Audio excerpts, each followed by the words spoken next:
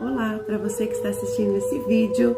Este vídeo é uma introdução à nossa casa de Padilha. Essa egrégora maravilhosa dessa grande rainha. Eu sou Maria de Oxum e a primeira regra desta casa é o Ubuntu. Somos o que somos porque todos somos nós e todos somos filhos de Maria Padilha. Sejam muito bem-vindos!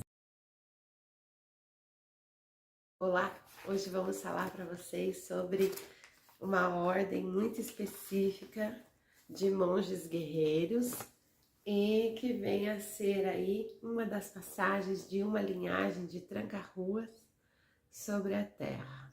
A Ordem dos Pobres Cavaleiros do Templo de Salomão, conhecida como Cavaleiros Templários ou Ordem do Templo ou simplesmente Templários, ela era uma ordem militar de cavalaria no período das Cruzadas. Ela foi instituída em 1118 em Jerusalém e extinta em 1312. Ela é uma ordem militar da Igreja Católica e o seu símbolo era a cruz de Cristo. A sua sede era na Mesquita de Rochedo e então, na tomada ali de Jerusalém dos muçulmanos, então eles defendiam os peregrinos que viajavam até lá. A Igreja Católica fazia com que essa ordem de cavaleiros fizesse também a caçada àquilo que saísse daquele pensamento que eles tinham naquela época, porque se pensasse já eram assassinados, né? Então o que era considerado fora do que o catolicismo impunha como lei, então era extinto, simplesmente assim. Então eles aproveitavam essas viagens que eles faziam para fazer as suas trocas e também as grandes negociações. Jacques de Molay, também conhecido como Tiago de Molay, no francês de Molay, ele era um religioso, um militar francês, ele vem de uma família nobre francesa e ele foi eleito o último grão-mestre da Ordem dos Templários. E hoje ele é o patrono da ordem. A ordem era uma ordem religiosa, como uma hierarquia inspirada na teologia, e também era um exército armado e dedicado à Guerra Santa. Olha só que coisa, né? E então, por serem guerreiros monges, eles falavam que protegiam os peregrinos, que viajavam então, e ali eram travadas as grandes batalhas. Veja que interessante, e para que eles mantivessem a guerra, foram criados fundos por eles mesmos. E então, esses fundos começaram a fazer trocas, e dessas trocas, então havia-se assim, digamos, um grande fundo de caixa. E então começaram a acontecer os empréstimos. Então eles conseguiam fazer naquela época os empréstimos para os senhores feudais, no sistema do feudo. E então era como se você guardava o seu dinheiro dentro da Igreja Católica e você podia ir lá e buscar depois. E assim começou as negociações. Mas aquilo tomou proporções muito grandes, porque, enfim, eles eram a lei, eles eram monges, mas eram militares, eram guerreiros, né, e liderados pelo Jacques de Molay, e eles tomaram uma força tão grande a ponto de que Felipe IV, que era o rei da época, se sentiu intimidado. E então ele foi pedir a derrubada desses cavaleiros, a derrubada da ordem. E com isso, eles até conseguiram criar a ordem de ajuda financeira com os senhores feudais, com os reis da época.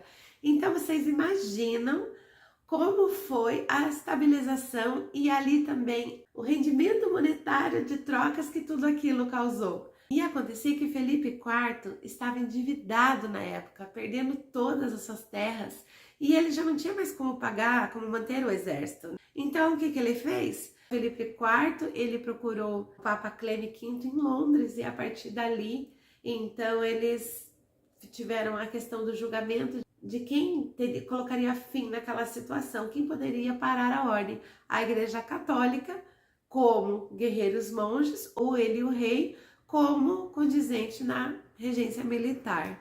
E ficou essa confusão ali. E nessa demora que Felipe IV estava afundando-se cada vez mais, e então aquilo virou um posicionamento fechado, entendam? E o rei Felipe IV ficou de fora aqui, ó, devendo as tampas. Então, aquilo afetou ele muito. E ele queria aquele poder, na verdade. E isso demorou muito tempo. E ele, por não poder esperar, pois enfim estava se afundando cada vez mais, começou a caçar esses guerreiros monges e a torturá-los.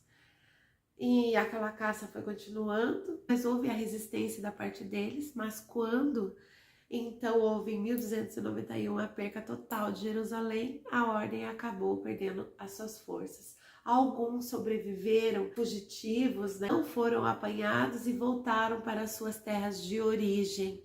Mas Jacques de Molay, ou de Molay, foi condenado à fogueira.